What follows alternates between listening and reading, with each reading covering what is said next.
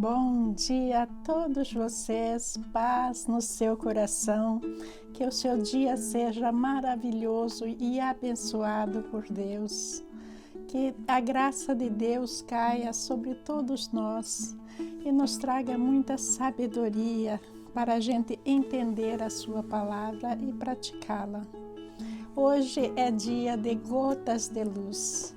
Para quem está aqui a primeira vez, Gotas de Luz é o dia em que eu saio do estudo bíblico e eu compartilho com vocês a minha meditação matinal. Hoje a minha meditação foi sobre laços eternos. Muitos de vocês um dia já se apaixonaram por alguém, muitos até já se casaram. E muitos conhecem muito bem o que é um laço afetivo entre duas pessoas. Mas, quando nós falamos de laço eterno, é um laço em que o infinito, que é aquele símbolo de 2 em 1, ele se junta e se junta para sempre. Significa que se estamos num relacionamento, tudo deve ser feito em comum acordo entre os dois. Por exemplo, se alguém se casa e esse laço é quebrado dentro do casamento, o esposo vai de um lado encontrar os seus amigos, a esposa vai do outro lado encontrar as amigas delas, e eles passam a não dividir mais esses laços. E aí as coisas vão se complicando e vem a separação. Quando nós falamos de laço eterno, é algo em que a gente tem que aprender nos nossos relacionamentos. Primeiramente, nunca entrar em relacionamento que não é verdadeiro e abençoado por Deus. E segundo, se nós estamos no relacionamento, nós temos que manter esses laços. Esses laços não podem nunca ser que a pessoa está, mas não está. Como os laços familiares, a nossa família ela é muito grande. Eu sou parente de fulano, de ciclano. Sim, pelo sangue, mas na realidade a pessoa não está nas nossas vidas. Isso acontece muito comigo, minha falta também, que eu moro muito longe, falta de tempo, entra uma série de problemas. Mas muitas vezes não é só o meu problema. Muitas vezes também é que a outra parte do meu infinito não correspondeu de certa forma. As coisas têm que se juntar nessa vida para se formar um laço. Se elas estão separadas, elas deixam de ser laços. Agora, laços eternos, o único laço eterno que a gente tem é o nosso laço com Deus.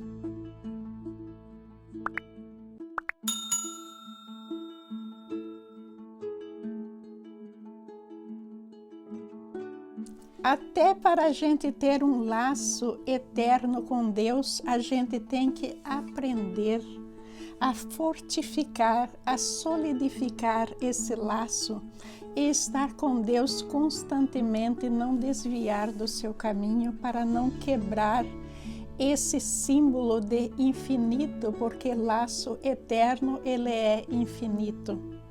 São duas partes dividindo uma mesma linha que não tem fim. É assim que deve ser o nosso laço eterno com Deus. Mas eu estava falando de família. Estranhamente, Jesus comparou a sua igreja com a sua noiva. Vocês se lembram disso, não? É porque a gente, dentro dos nossos relacionamentos, qualquer relacionamento, a gente aprende esses laços eternos. É uma lição de vida, que a gente vai aprendendo certas coisas que a gente deve mudar no nosso caráter, como que a gente deve agir, como que a gente deve ser, como que a gente deve saber compartilhar a nossa vida com alguém, os nossos pensamentos, nossos desejos, os nossos sentimentos. Imagina com Deus, nós não estamos treinados a compartilhar todo o nosso ser com Deus.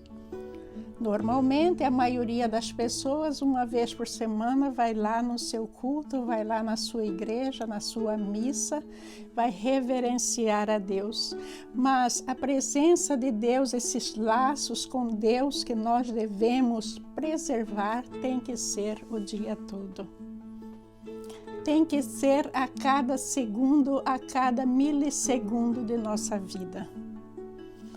Mas a dificuldade maior está dentro da nossa própria família, o estar e não estar. Porque veja que dentro da nossa família, se a gente for analisar a família num todo, tem pessoas que têm crenças de todo tipo. Uma pessoa é espírita, outra vai lá para Umbanda, Candomblé, outra é crente, outra é católica, outra acredita em Buda, outra acredita em Maomé, e por aí vai. A coisa fica tão complicada dentro da nossa família que é quase impossível da gente manter esse laço se a gente não estiver constantemente vivendo dentro da palavra de Deus. Porque um vai levando o outro para diversas áreas, que não é aquilo que Deus está nos chamando, aquela porta estreita que a gente tem que atravessar, rejeitando todas as outras coisas que são inconvenientes e prejudiciais para o nosso espírito, ou seja, para a nossa evolução espiritual. Na minha meditação de hoje, eu li sobre o jovem Timóteo. Veja que todos nós conhecemos os livros de Timóteo na Bíblia, mas a missão de Timóteo começou muito cedo, quando ele era bebezinho dentro da sua família. A começar, o seu pai era grego, e para a gente entender bem, um grego naquela época, ele acreditava em vários deuses. Ele não acreditava em Deus, o nosso Pai eterno.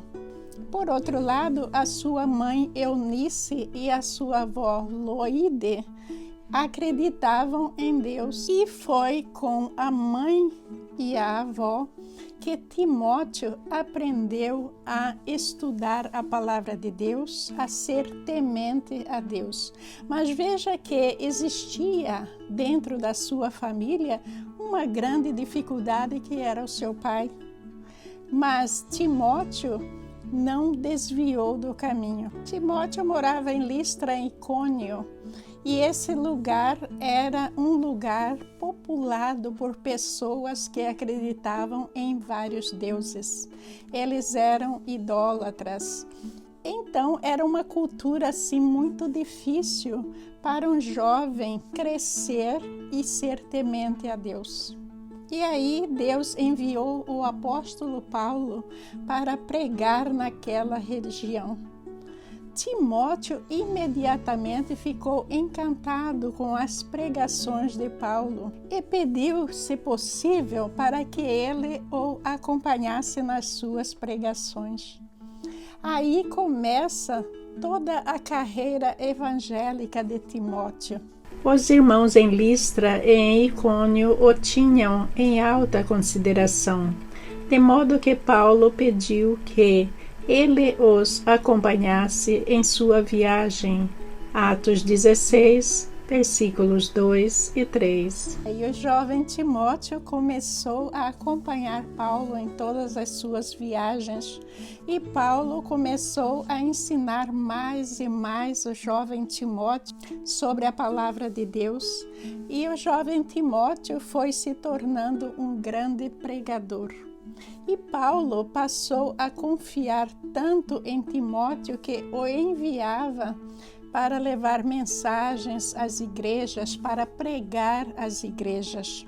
Se for da vontade do Senhor Jesus, espero enviar-lhes Timóteo em breve para visitá-los. Assim ele poderá me animar, contando-me notícias de vocês. Filipenses 2, versículo 19.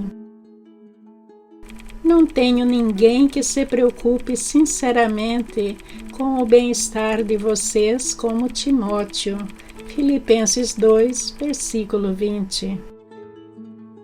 Aí nasceu um laço infinito entre Paulo e Timóteo, um laço que nunca quebrou. Veja que o apóstolo Paulo foi para a prisão e, se nós analisarmos, a família de Paulo não estava lá. Quem que era a pessoa que estava sempre apoiando o apóstolo Paulo a continuar o seu trabalho mesmo de dentro da prisão? Foi Timóteo. Quando Paulo estava na prisão, era Timóteo quem o ajudava a escrever as cartas para as igrejas.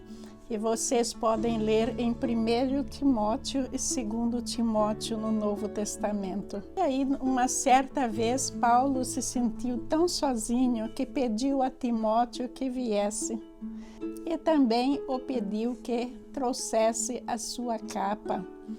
Veja aí que é um relacionamento de pai para filho, de irmãos.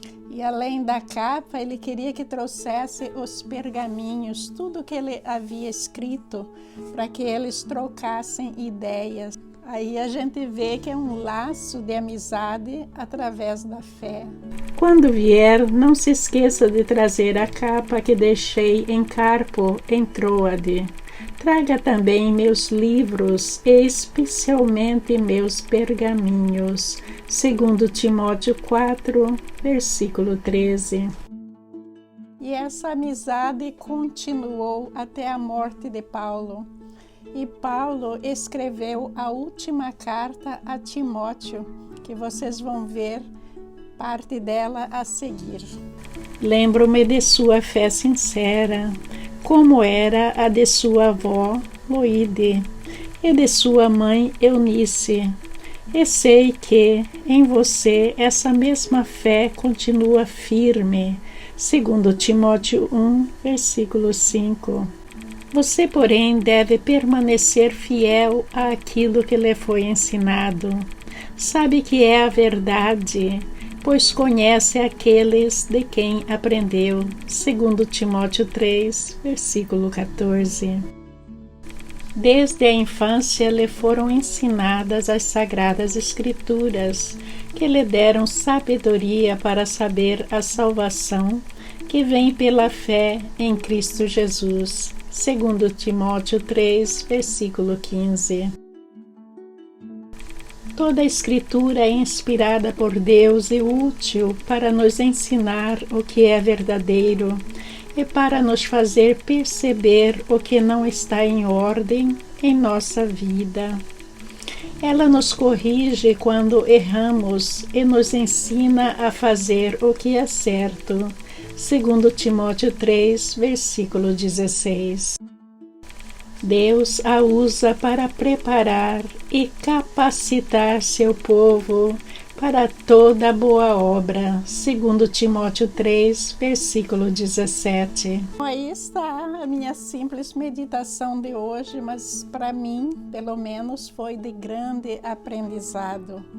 Veja que o que eu considero é que os nossos laços terrenos servem de aprendizagem para os nossos laços eternos. Todos eles. Veja que toda essa mistura na família, na cidade onde Timóteo morava, nós enfrentamos tudo isso. E isso é uma lição de vida para nós sobre tudo que nós temos que vencer. Nós enfrentamos diariamente desafios dentro da nossa família, com os nossos amigos, mas veja que em tudo nós temos que colocar Deus. Que se nós não colocamos Deus nesses nossos laços, esses laços são quebrados. E ao invés de nos levar para um final, como o apóstolo Paulo falava, para que no final da corrida a gente receba o galardão, que é o galardão da vida eterna, se a gente não tomar cuidado com esses laços, a gente não vai receber esse galardão, mas a gente vai buscar aquela porta larga que vai nos levar a muito sofrimento. Antes de terminar, eu convido a todos vocês a participarem do teste relâmpago sobre Atos 3. Apenas 5 questãozinhas muito fáceis, apenas para a gente memorizar a palavra de Deus e também para revisar. Sejam bem-vindos ao teste relâmpago sobre Atos, capítulo 3. A cura do aleijado realizado por Pedro na porta do templo marcou o começo da perseguição aos apóstolos e seguidores de Jesus. Responda sim ou não. Escolha apenas uma opção, sim ou não.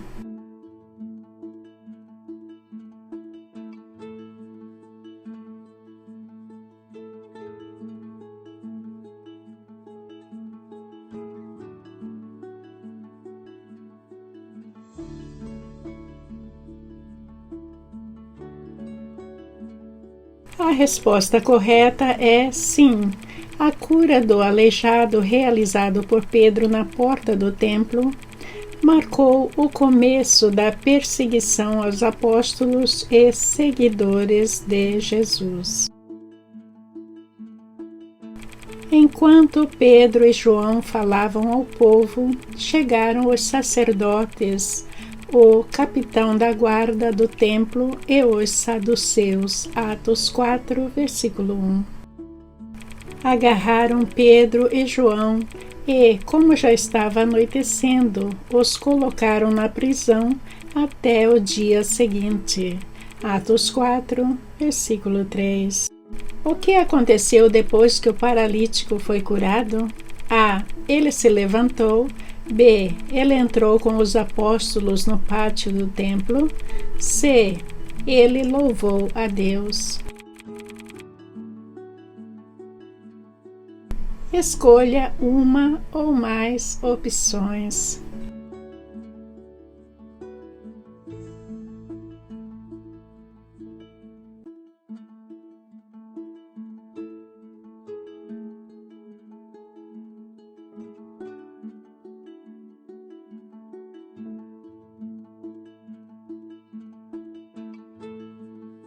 As respostas corretas são A. Ele se levantou. B. Ele entrou com os apóstolos no pátio do templo. E C. Ele louvou a Deus.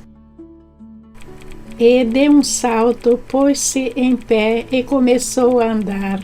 Depois entrou com eles no pátio do templo, andando, saltando e louvando a Deus. Atos 3, versículo 8. Quando Pedro discursou no templo, a quem ele falava? A. Aos romanos. B. Aos israelitas. C. Aos gentios. Escolha apenas uma opção.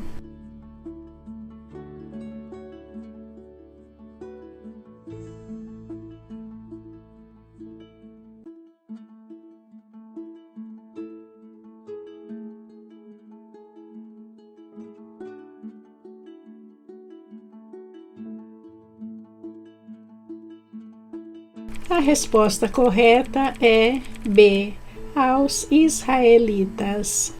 Vendo isso, Pedro lhes disse: Israelitas, por que isto os surpreende? Porque vocês estão olhando para nós como se tivéssemos feito este homem andar por nosso próprio poder ou piedade? Atos 3, versículo 12. Pedro acusou os israelitas de terem entregue Jesus para ser morto, mesmo que o governador romano tivesse decidido soltá-lo. Sim ou não? Escolha apenas uma opção, sim ou não.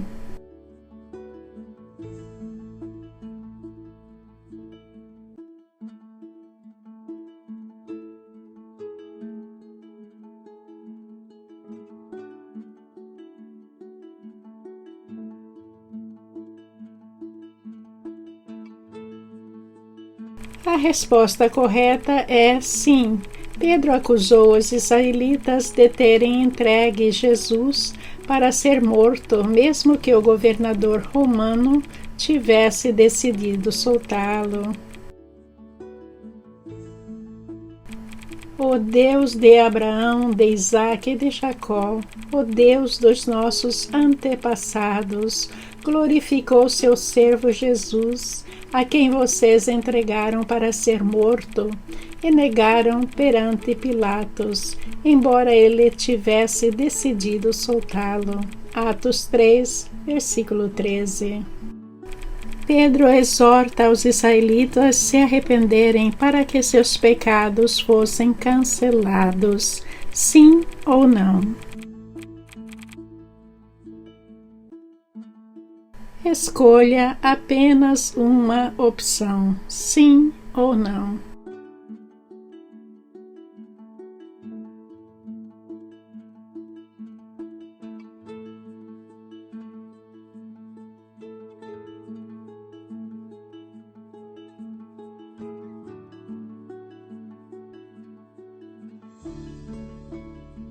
A resposta correta é sim. Pedro exorta os israelitas a se arrependerem para que seus pecados fossem cancelados. Arrependam-se, pois, e voltem-se para Deus, para que os seus pecados sejam cancelados. Atos 3, versículo 19. Eu disse para vocês, era bem facinho. Se a sua experiência foi um pouco difícil, a minha forma de escrever às vezes não é muito clara, voltem, façam de novo o teste relâmpago, assistam os vídeos. Isso é muito bom para nos ajudar a enfrentar os desafios dessa vida e a vencê-los, mas a vencê-los com atitude cristã, como Timóteo venceu. Um bom dia para todos vocês, que Jesus os abençoe abundantemente. Amém.